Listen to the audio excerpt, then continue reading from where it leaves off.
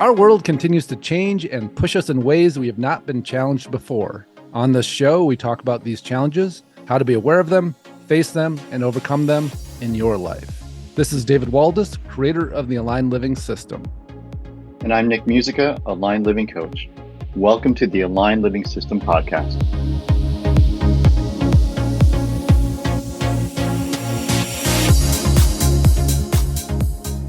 Welcome to another episode of the Aligned Living System Podcast. Nick and I are here today, and we are psyched to have another listener question. And so today's question we're going to be dropping into is Danielle had asked about how to know when we're actually starting to have intuitive and psychic type experiences. And, to be able to differentiate the difference between, I just had this kind of feeling like I wanted to do this versus was that intuitive hit? What are the experiences we know where we can start to build off them, start to trust them, start to hone in our skills as we recognize them? Because when we're not recognizing them, we're probably not going to hone in our skills. And, sometimes it's super obvious. And it's also so weird that we just kind of push it to the side. And sometimes we don't even talk about it. The first thing I thought of when I read Danielle's question was years ago when I was first doing this work professionally, I had this couple come in and they both wanted to do sessions with me. And they were a little kind of conservative feeling, they didn't strike me as the kind of normal people that would come in, a little bit uncomfortable, maybe a little bit uptight about the whole thing. And I sit down with the husband first and we're going through his session and he's enjoying it, but, definitely not comfortable in the setting. And then he finally spits it out about 3/4 of the way through the session. He goes, it's something I feel like you might understand this. And I haven't told this to anybody, but I've been waking up in the middle of the night and it's like, I just feel like there's this energy moving through my body. And I just kind of have these weird sensations. And it's almost like I know stuff. Like, it's really weird. I don't know what to do with it. And so we talk a little bit about like, well, yeah, this is quite often how it starts to turn on for people. A lot of it happens, we kind of get awakened at night as a very common thing. And we start to maybe have these feelings of movement in our body that we haven't felt before. Maybe these little intuitive knowings or these kind of foreshadowing of events, or maybe a deeper understanding, like it's something clears up that we were confused about. And so we have that whole conversation. He leaves, his wife comes in, similar setting, right? We're going through it. She's a little uncomfortable, a little uptight, going through a session. About halfway through it, she goes, hey, I think you might understand there's this kind of weird thing that I've been experiencing and I haven't told anybody, and continues to explain the exact same thing that her husband had just explained to me for himself. And, here they are sleeping side by side every night. And it was just so weird for them that they were looking for what felt like an appropriate container for them to be able to share it, to talk about it. And yet the person laying next to them every night, the person they're married to, is having similar experiences, and they just didn't feel comfortable naming it or describing it because it just felt too weird. And, I think that this type of stuff is becoming more and more common for people. Like, there's just so many people turning on now that to be more open about it, to be more expressive. I think that couple things on that. One is that it helps us for it to be concrete. And particularly when we share something, somebody else shares back and goes, oh my God, I've been experiencing the same thing. Now it's solidified. Now it's real. But when it's just happening inside of us and we're kind of weirded out by it, it can make us feel a little crazy. It can make it feel very surreal. But to be able to talk about it, it is absolutely huge. Yeah. So welcome, Nick. Thanks, David. So, yeah. So do you remember the first experience you had? And looking, I imagine, let me know if this is true. I imagine looking back, it's more clear than when it was at the time. Yeah. I mean, the one that stands out, 'cause, I was always growing up, I was like, ADHD kid, dyslexic, like off in my own world. So I'm sure a lot of that stuff was going on where I just wasn't real grounded on this planet in this 3D reality, but I was living somewhere else. And, but I have this memory in college where a friend of mine was over and we're hanging out on the couch talking and the phone rings. And so I got up to go answer it. And she looks at me as I'm walking across the living room. She goes, what are you doing? Because we were in the middle of a conversation. I just stood up. I'm like, I'm answering the phone. And as I said that, the phone rang for what I thought was the second time. And she looks at me really funny, and I answer the phone and get off, and I come back. She's like, the phone didn't ring until you were walking across the room. I'm like, whatever, and she thought I was so rude because she's in the middle of saying this stuff, and I just stand up and walk away from her. Right. And so, I just thought, like, how did she not hear it? She must have been so caught up in her story that she didn't hear the phone ring. But, now it's not an uncommon thing for me to go answer the phone. A number of times I pick it up and it goes off in my hand. Right. Yeah. Yeah. And the reason, at least part of the reason why you and I know each other today Mm-hmm.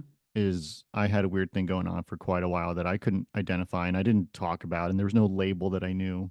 Yeah. And Yeah. it was just a description, and which was living snippets of dreams, which only recently has the label shown up for me, which is clairvoyant dreams. Yeah. which, Yeah. which, Yeah. which is basically like if you were to dream about seeing a dog you've never seen on a corner you've never driven by, Mm-hmm. and tomorrow you find, and you had that dream, and tomorrow you find yourself in a city, Mm-hmm. driving someplace, and you happen to pass a dog on a corner that looks just like the thing you dreamt about. That's Right. sort Right. of the illustration of it. And I was having that for years. Yeah. And I think that's often how it shows up, right, for people, is that it doesn't have a lot of depth of meaning to it other than this is happening.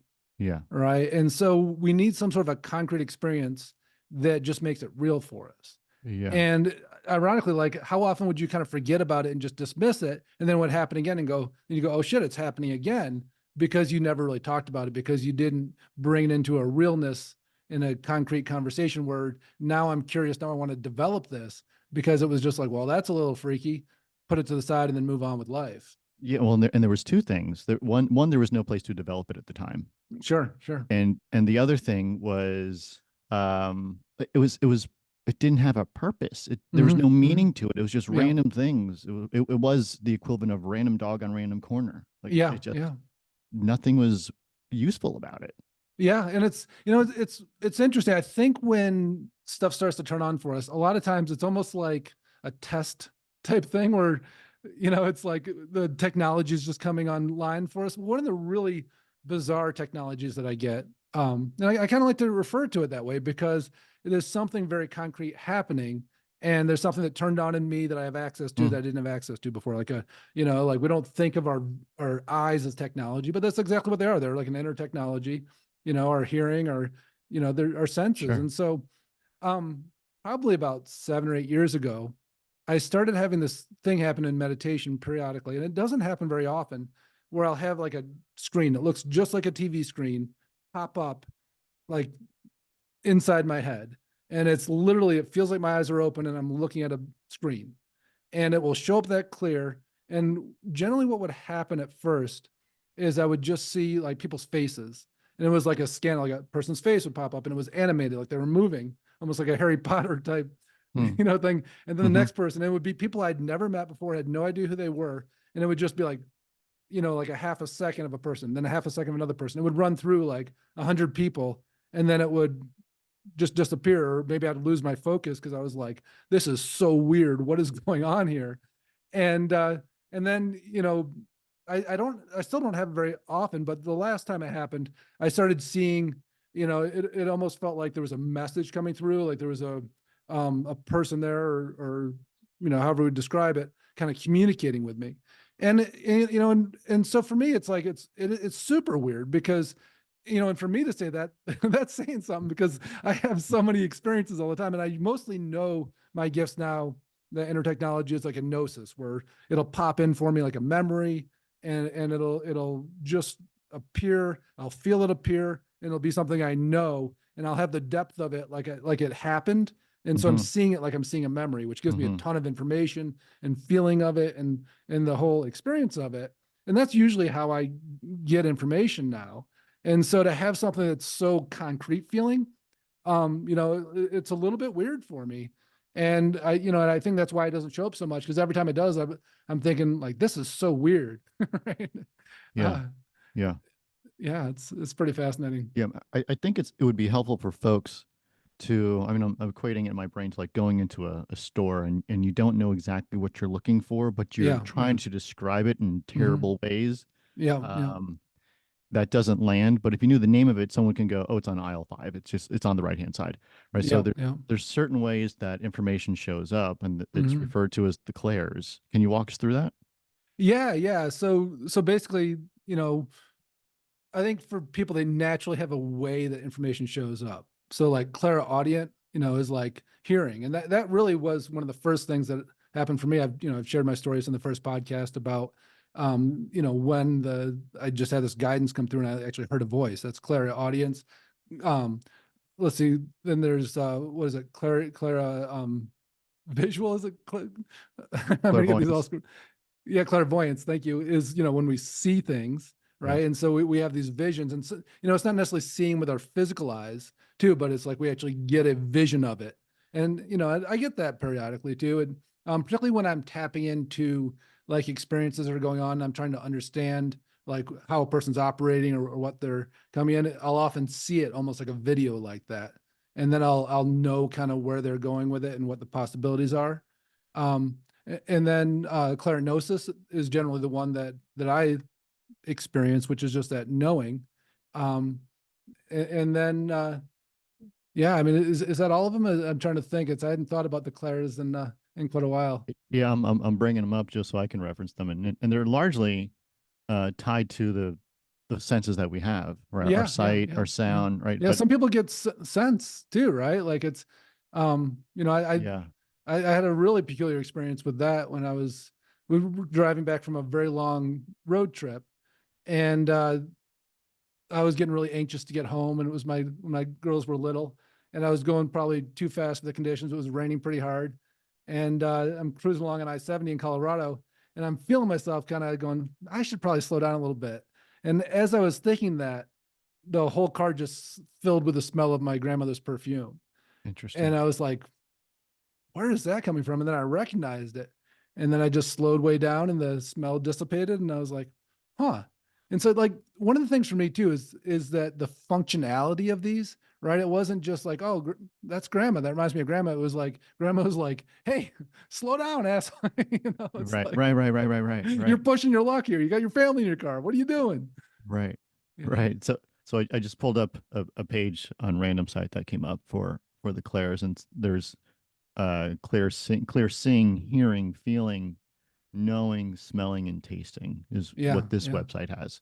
And so and they're, it's sort of, at least from my experience, it's like it's the closest labeling and definitions we can give it, but it's like you don't see it out in the real world. You don't hear it like it's music playing. Yeah. Right. It's a very internal experience. Yeah, it's very subtle generally, I mean, not always, but for the most part. And when we think about this too, like if there is this communication coming in, there's times when it's coming very loud, like to kind of disrupt me. When I'm, particularly when it's around safety or urgency like that. But most of the time it comes in so subtle that if I'm distracted or if I'm, like looping in something or, really in my determination rather than my openness, like I'll miss it completely. And so, I think that so many people think that they don't have access to these because of that very thing, that their inner world is louder than the subtle energy that's coming through. And so they're distracted, they're angry, their mind's looping. And it's so easy to be louder than our guidance. So most people go, I don't get that. Yeah, that's not really part of my reality.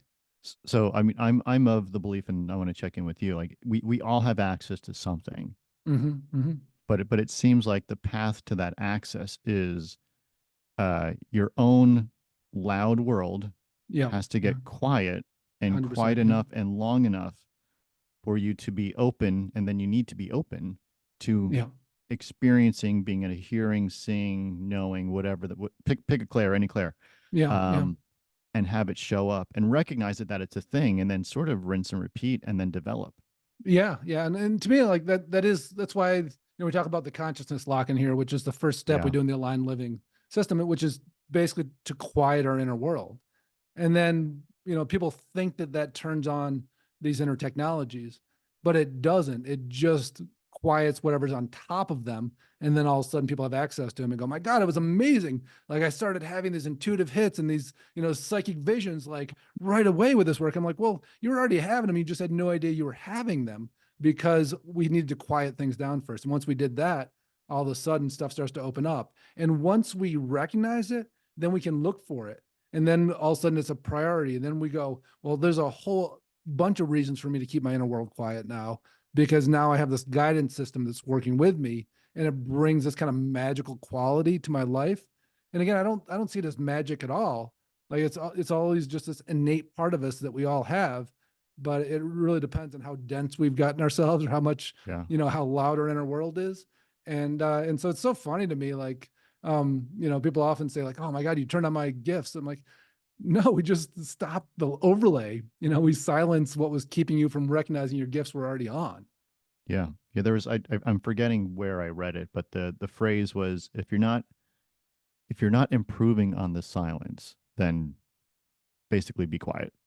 If what you have to say and share doesn't improve on the silence. Well, I mean, I relate to that certainly out in the world and in community, right? But I at the time reading it with the context that we're talking about was relating it to self.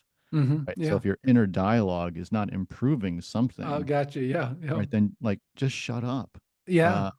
Because you're not going to hear anything else other than your broken inner dialogue that you're recreating over and over. Talking to hear yourself talk, right?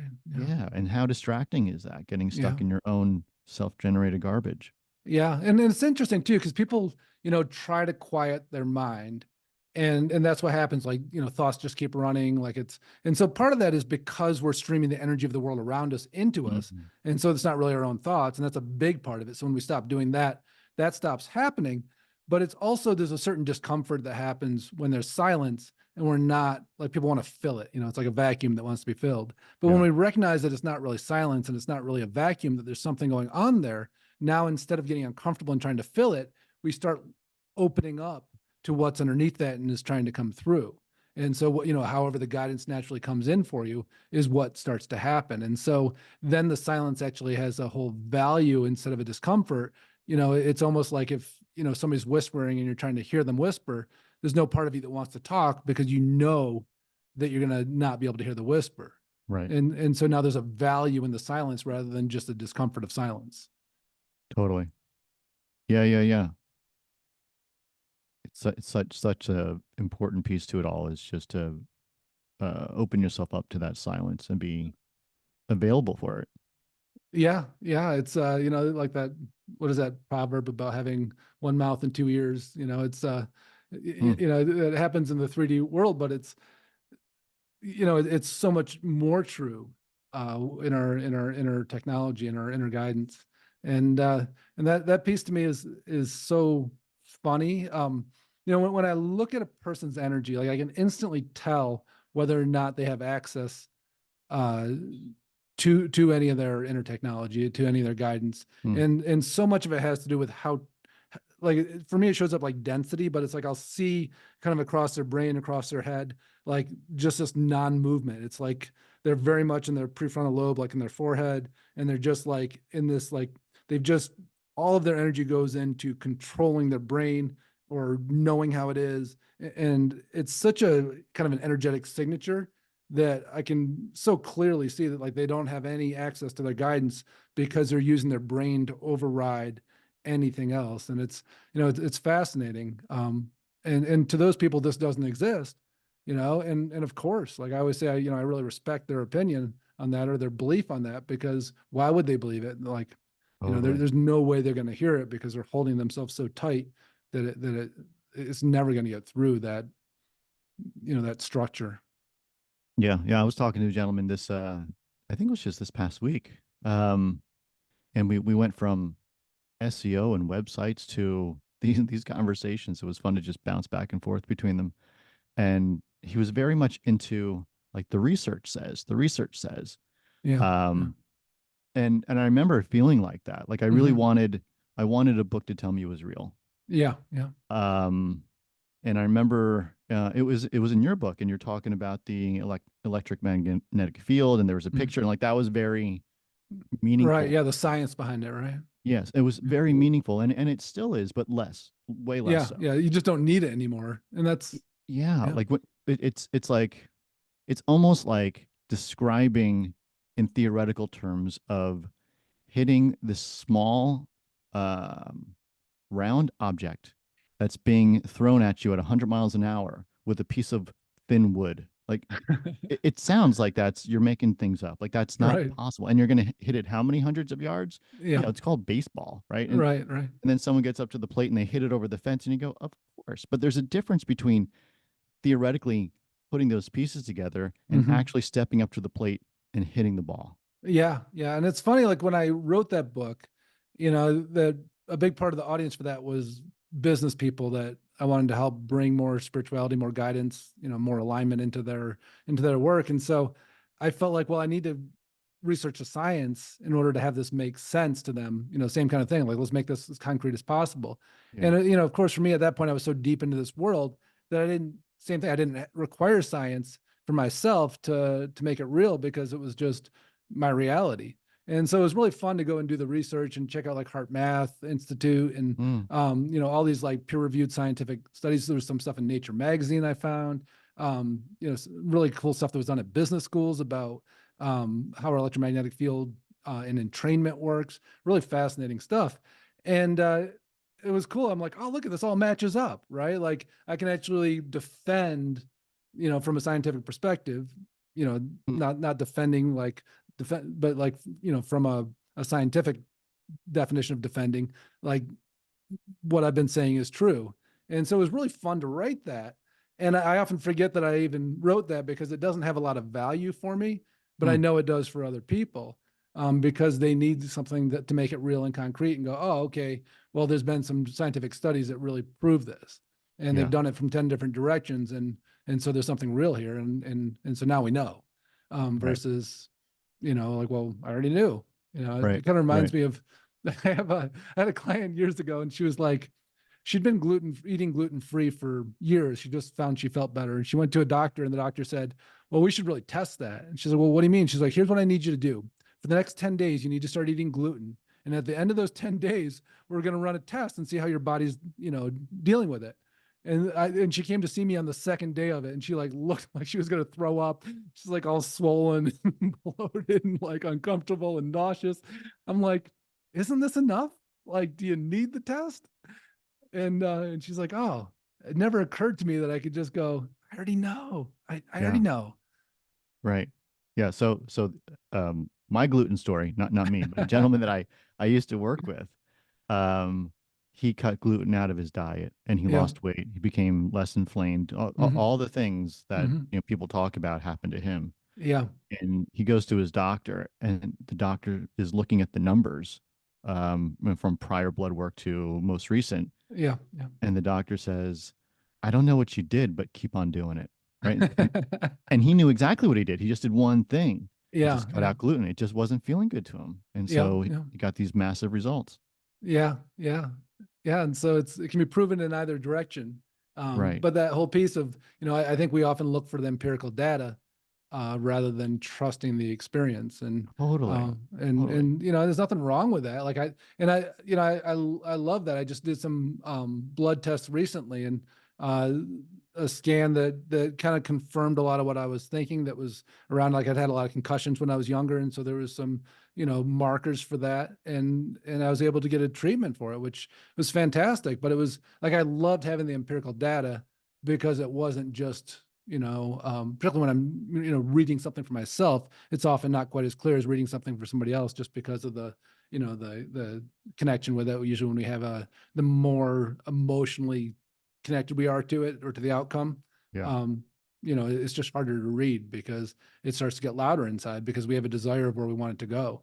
And I think that when we're offering any of this for other people, like, it's why we have to stay so neutral, because without being neutral in it, there's no way we're going to get clear information. And so we can't be attached to, what other people's outcomes are going to be. We have to just hold this neutral piece and just be seeking out the truth. And I think that's a really important part of this, is first off is recognizing, as we're starting to get these intuitive, or psychic or whatever it is, as these technology turns on for us. But then the idea is, like our desires can instantly get louder than that. So we can get a little hit and then override it and then mistake it for the continuation of that, intuitive information, when it's really, we're starting to move into our own desires. And for me, it often just shows up as confusion. Like the moment I start to attach to an outcome that I'm hoping for, it just becomes confusing. But I can remember when I first started doing this, how easily it could go from an intuitive hit and then just seamlessly start to still feel like an intuitive hit, but I was moving into my own hopes and desires. And so checking in with, am I neutral when I'm experiencing this? And if not, then, the information is compromised, really. Yeah, for sure, for sure. I mean, and it also, and I'm blown away. I was just blown away by people who don't want the help of others. I was on Reddit a while back, and because of SEO and what I do for my day job. Sure. And it was about SEO classes, and I remember seeing a post about a guy said, you don't need any class. You don't need a teacher. You don't need a mentor. There's so much information out there, right? And as someone who knows the field, there's so much misinformation out there. So yeah, absolutely. Maybe talking to someone who can actually guide you would be helpful, but I didn't want to get involved in the conversation. Right. And so applying that to here, like, if you don't have a teacher or mentor, someone who knows a little bit more about it than you do, you can dismiss it. You can start to dive into your own imagination being reality. But there's so many resources, and we can talk about some of them. We're going to mention them at the end, and as helpful tools for folks. But teachers, mentors, tools that you can use to help you guide and develop, they're out there. And there's something aligned with it. And I think that, that's why what we focus on with Aligned Living is access too. We focus on, how do I quiet my inner world so that I can start to have these experiences and create my own understanding. And so the guidance we often bring, the mentorship we bring, is the access and then the stability in it. And, I say that because I can remember when I first started to have these experiences, I wanted to read everything, and I'd read something, go, oh my God, that's amazing. And then I'd read another book and it contradicted the last one. I'm like, well, shit, which is true. And then I'd read something else and then there'd be a third option. And I'm like, well, this is more confusing than if I didn't read any of this at all. And so, absolutely, I think there's some great books out there, but I think we also need to be really selective with what our research looks like. And then going, okay, well, what's really important here is, what does my experience look like? When I start to have these experiences, is that how I create my understanding? And sure, we mentor people through that, and there's lots of great mentors to do that. But the idea of reading a book that says this is how things are, I think is so confusing, because you're going to read another book that also tells you this is how things are, and it's going to be in contradiction. And so the more firsthand experiences we have, we start to kind of develop our own roadmap. We start to develop our own relationship with our gifts and our access, and, where the guidance comes from. And that piece, like, once we start to recognize what it is and how to quiet the noise so that we can access it more, that to me is where to build it, rather than, read, research, Totally. because it gets so confusing. Totally. Yeah. So, I mean, dream interpretation comes up for me as a super simple example of this. There's multiple books about dream interpretation, and maybe they're helpful because you read something, or you dreamt about whatever, a car accident, and that means something in the book. But those are your dreams. Right. Yeah. You need to be able to step into them and understand what they mean to you in the context of your life. And chances are it's not the book that you just read. Yeah. Like those types of books, to some degree, help get you into broaden your purview, if you would, to be open to the conversation, so that you can then have the experiences, I think. Yeah. And it's interesting too, because, you can have experts that can help you to interpret your experience of it. And sure, the symbolism has meanings to it, but a lot of times, given the context of the situation, it changes. Like I started out doing this. I started reading tarot cards, was how I, first got into this. And I felt like I needed that kind of primer, and that, there's something stable about it that helped me, go down this road. And then at one point I remember sitting down with a client and I flipped one card and talked for a half an hour, and he's like, "Wow, you got all that from that one card?" I was like, "Maybe I don't need the cards anymore." But you know, the reason I bring it up too is because they have very specific symbols on them. They have very specific meanings. Yet all the time in sessions with them, they would bring a different meaning, like a different part of the card would jump out at me. I'd have a different understanding. I mean, one that really stands out is that there was a client that came in that, you know, there was a granddaughter that was having like a kind of a high risk pregnancy, and she was asking about the outcome of it. And you know, this was somebody I had a regular relationship with, and so I knew I'd be able to support them down the road. But what flipped was the Chariot card, and the Chariot is usually about there being like an action to take. There's you know, often about taking the reins, moving forward in your life. There's and that kind of things. But instead, when I flipped the card, I heard the song "Swing Low, Sweet Chariot," and it was about how this baby wasn't going to come to term, but it was just here for a short time. And so I felt very clearly not to share this with the client yet, but also it was like this guidance for me to be able to be there in preparation for what was about to unfold. And I saw that, you know, a couple weeks later in they had lost the baby. But it was really like, it felt like it was for me, not for the client, because I was going to have a role to play in supporting her. And so, you know, there's all these little subtleties we pick up. You'd be like, "Oh, looks like you're going on a trip, or maybe you're getting a new car." You know, it's like the normal Chariot, but it wasn't that. And so, whenever we try to make it too simplified like that or too cookie cutter, you know, we're missing our own direct nuance and contact, and that this is actually truly a relationship that we have with our own guidance system and our own access. It's not just a one size fits all. Yeah. Yeah. And that's the big benefit of aligned living. Yeah, absolutely. Yeah, it's you know, and that's it. It's sure that the access point is, you know, one size fits all, but once you get in there, you know, it's about developing your own relationship. Yeah. And then you can I mean, and I don't want to poo-poo the dream books or any other books in the category. They're super helpful if you can discern. That's it. When they're appropriate. Yeah. And aligned living can help you discern what in the dream about X, Y, and Z may be more applicable than not. Yeah, absolutely. And so yeah, I mean, really interesting conversation. And, you know, it all starts with being able to quiet things internally so that we can open that up. And so we'll put some resources in here, you know, as Nick was mentioning. There's quite a few free offerings now. So I have one where, you know, my book, Insight, Influence, and Flow, that we were talking about, where I'm taking people through a few of the chapters and giving them some insight and kind of behind the scenes story about it a little bit. We have another one for that takes you through the basics of aligned living. And so we'll put the links to those free resources there for you to start to play with this, to open it up. And of course, you know, we work with people directly as well, but we just love having free resources out there so that it's just available for anybody that's listening that wants to explore this path. Great. Yeah. Awesome. Well, thanks so much for listening, and great to have some questions. So please do keep sending those in. I think it really creates a cool dynamic to it when we're actually responding to what you all want to know. And so great connecting, and we'll see you all next week. Thanks, folks.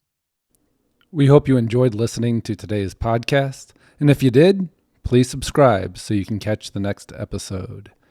If you want to learn more about the Aligned Living System and how it could support you in your life, check out davidwaldas.com.